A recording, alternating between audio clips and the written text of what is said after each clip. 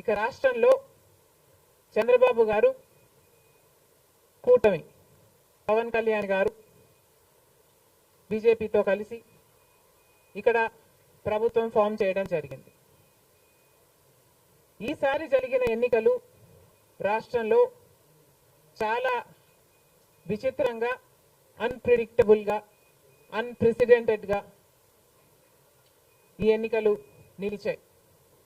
కారణం ఏమిటి అంటే ప్రజలు చాలా డిసిసివ్గా ఒక నిర్ణయం తీసుకున్నారు. మాకు మార్పు కావాలి అన్న నిర్ణయం ప్రజలు తీసుకున్నారు కాబట్టే ఈ ఎన్నికలు ఒకే డిసిషన్ మీద ఆధారపడి జరిగిన ఎన్నికలు. For Jagan, against Jagan. ఇది ఒకటే డిసిషన్ గా ఈ ఎన్నికలు నిలిచాయి. For Jagan or against Jagan. Against Jagan అన్న మార్పు కావాలి అన్న ఈ గట్టి డిసిషన్ ప్రజలు తీసుకున్నారు కాబట్టి ఈరోజు వాళ్ళ ఓటు వేస్ట్ కాకూడదు అన్నట్టుగా చాలా డిసిసివ్ గా they voted with a vengeance for change. ఇది అవునన్నా కాదన్నా ఇది వాస్తవం.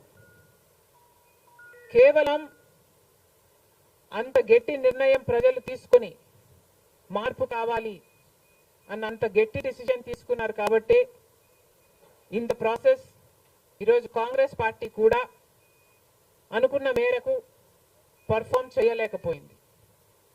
కాంగ్రెస్ పార్టీ కూడా కేవలం నెల రోజుల ముందు సర్వే చేస్తే Congress party vote share between 6 to 7% ఉంది. దాన్ని మేము కష్టపడి పనిచేస్తే నేనే స్వయంగా 64 కాన్స్టిట్యుయెన్సీల్లో క్యాంపెయిన్ చేయడం కూడా జరిగింది. వీటన్నిటితో కనీసం 8% దాటుతుంది అని కాంగ్రెస్ పార్టీ ధీమాగా ఉంటే అది కూడా జరగలేదు. కారణం ఏమిటి అంటే ప్రజలు చాలా డిసిసివ్గా వాళ్ళ ఓటు వేస్ట్ కాకూడదు, ప్రభుత్వం ఎలాగైనా మారాలి, మేము మార్చాలి అన్న డిసిషన్ తీసుకున్నారు కాబట్టి ప్రజలు కాంగ్రెస్ పార్టీకి కూడా ఓటు వేయడానికి ఆలోచన చేయడం జరిగింది. ఏది ఏమైనా కాంగ్రెస్ పార్టీ ప్రజల గుండెల్లో స్థానం సంపాదించుకోవడం మొదలుపెట్టింది. ఇది ఇలాగే అంచెలంచెలుగా పెరుగుతూ పోతుంది. రాహుల్ గాంధీ గారి నాయకత్వంలో మేమందరం కూడా కష్టపడి పనిచేయడానికి సిద్ధంగా ఉన్నాం. అటు కేంద్రంలోనైనా ఇటు రాష్ట్రంలోనైనా కాంగ్రెస్ పార్టీకి మంచి భవిష్యత్తు ఉంటుందని 2029 కల్లా మేము ఒక మంచి పొజిషన్లోకి రాగలమని నమ్మకం మా అందరికీ ఉంది. ఈరోజు చంద్రబాబు గారు ముఖ్యమంత్రి ప్రజల తీర్పును గౌరవిస్తూ ఆయనకు మరొకసారి శుభాకాంక్షలు తెలియజేస్తుంది కాంగ్రెస్ పార్టీ. అలాగే చంద్రబాబు గారికి మరొకసారి గుర్తు చేస్తుంది కాంగ్రెస్ పార్టీ మన రాష్ట్రానికి రావాల్సిన ప్రత్యేక హోదా. ప్రత్యేక హోదా అన్నది ఆంధ్ర రాష్ట్ర ప్రజల ఊపిరి. 10 సంవత్సరాలుగా మోడీ గారు, బీజేపీ పార్టీ ప్రత్యేక హోదా విషయంలో ఆంధ్ర రాష్ట్రాన్ని, ఆంధ్ర ప్రజలను మోసమే చేశారు. 10 సంవత్సరాల క్రితము ఎలక్షన్లకు ముందు మోడీ గారు వచ్చినప్పుడు 10 సంవత్సరాలు ప్రత్యేక హోదా ఇస్తాము అని తిరుపతిలో మాట ఇవ్వడం జరిగింది మోడీ గారు. అప్పుడు చంద్రబాబు గారు చెప్పిన మాట 10 సంవత్సరాలు సరిపోదు, 15 సంవత్సరాలు కావాలి అన్నారు అదే సభలో. కానీ 10 సంవత్సరాలు గడిచిపోయినా కూడా ఈ రోజు వరకు కూడా బీజేపీ పార్టీ ఆ మాటను నిలబెట్టుకోలేదు. కానీ ఇప్పుడు చంద్రబాబు గారు మద్దతు ఇస్తున్నారు కాబట్టి బీజేపీ పార్టీ అధికారంలో నిలబడింది. ఈ విషయం మోడీ గారు గుర్తుపెట్టుకోవాలి. ఎందుకంటే ఈరోజు ఆంధ్ర రాష్ట్ర ప్రజల ఎన్నుకున్న ఎంపీలు కనుక బీజేపీ పార్టీకి చంద్రబాబు గారు మద్దతు ఇవ్వకపోయి ఉంటే అసలు బీజేపీ పార్టీ అధికారంలో ఉండే ప్రసక్తే లేదు. ఈరోజు బీజేపీ పార్టీ అధికారంలో ఉంది అంటే దానికి కారణం ఆంధ్ర రాష్ట్ర ప్రజలు అని మోడీ ఇప్పటికైనా గమనించాలి.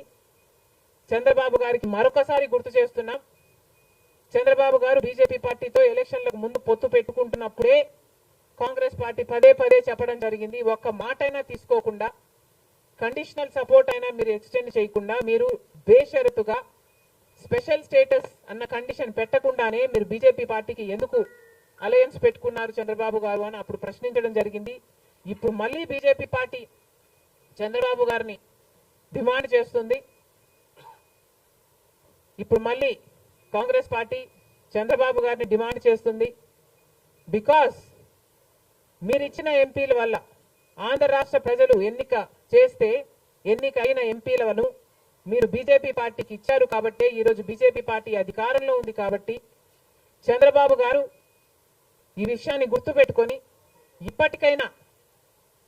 ఇప్పటికైనా మొండి పట్టైనా సరే స్పెషల్ స్టేటస్ అన్నది ఆంధ్ర రాష్ట్రానికి అవసరం కాబట్టి ఇప్పటికైనా స్పెషల్ స్టేటస్ మీద చంద్రబాబు గారు సీరియస్ గా వర్క్ చేసి ఇది సాధించుకు రావాలి అని కాంగ్రెస్ పార్టీ ఆంధ్ర రాష్ట్ర ప్రజల తరఫున డిమాండ్ చేయడం జరుగుతుంది. ఒక స్పెషల్ స్టేటసే కాదు, పోలవరం ప్రాజెక్టు కూడా ఉంది. పోలవరం ప్రాజెక్టుకు చంద్రబాబు గారు 2 రోజుల క్రితం వెళ్ళడం జరిగింది. నిజానికి పోలవరం ప్రాజెక్టు రాజశేఖర రెడ్డి గారి ఆలోచన. 2004లోనే రాజశేఖర రెడ్డి గారు 10,000 కోట్లతో 20 లక్షల ఎకరాలకు నీళ్లు ఇవ్వాలి అని తలపెట్టిన ప్రాజెక్టు పోలవరం ప్రాజెక్టు. రాజశేఖర రెడ్డి గారి హయాంలోనే కుడి ఎడమ కాలువలు పూర్తి చేయడం జరిగింది. ఆ కాంగ్రెస్ హయాంలోనే 4,500 కోట్లు అంటే దాదాపుగా 40% పనులు పూర్తి చేయడం కూడా జరిగింది. కానీ తర్వాత అధికారంలోకి వచ్చిన చంద్రబాబు గారు పోలవరం ప్రాజెక్టు కాస్టును అమాంతంగా 29,000 కోట్లకు పెంచారు.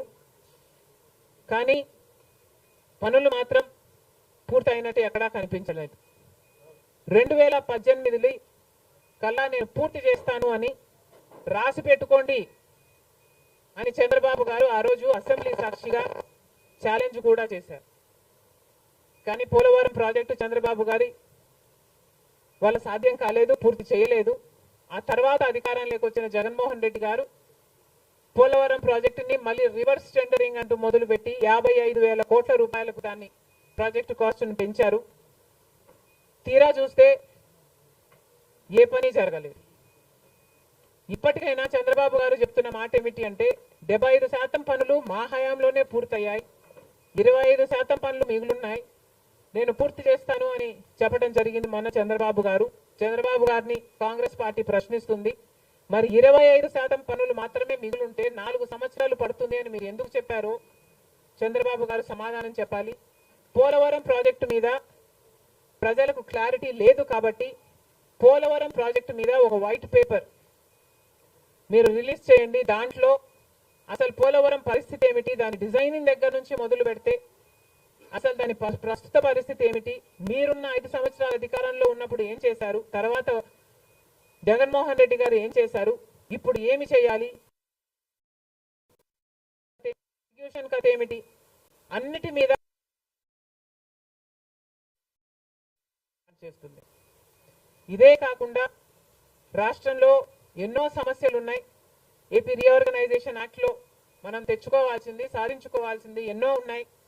అవన్నీ కూడా క్యాపిటల్ సిటీ అయితేనేమి, పోర్ట్లు అయితేనేమి, కడపలో స్టీల్ ఫ్యాక్టరీ అయితేనేమి, వీటన్నిటి మీద చంద్రబాబు గారు పని చేయాల్సి ఉంటుంది. మన రాష్ట్రంలో ఎక్కడా లేని విధంగా 50 లక్షల మంది బిడ్డలు ఉద్యోగాలు లేకుండా ఉన్నారు. ఇవన్నీ దృష్టిలో పెట్టుకొని చంద్రబాబు గారు ప్రజలకు ఒక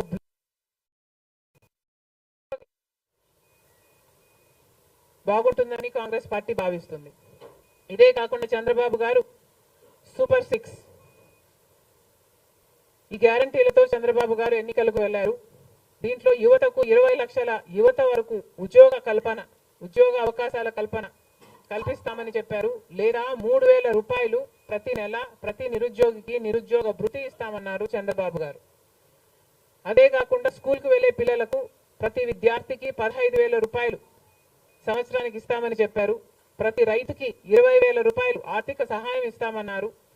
ప్రతి మహిళకు నెలకు 1,500 ఆర్థిక సహాయం, అంటే ప్రతి మహిళకి కూడా ఒక పెన్షన్ లాగా 1,500 ఇస్తామని చంద్రబాబు గారు మాటిచ్చారు. మహిళలకు ఉచిత బస్ ప్రయాణమే కాకుండా ఏడాదికి 3 గ్యాస్ సిలిండర్లు కూడా ఉచితంగా ఇస్తామని చంద్రబాబు గారు సూపర్ 6 లో ఇవ్వడం జరిగింది.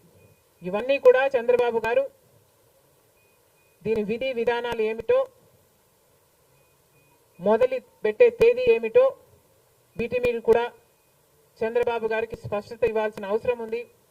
ఇవన్నీ ఎందుకు చెప్తున్నాము అంటే, మన రాష్ట్రము మిగతా రాష్ట్రాల్లాగా కాదు. మన రాష్ట్రము చాలా వెనకబడి ఉన్న రాష్ట్రం.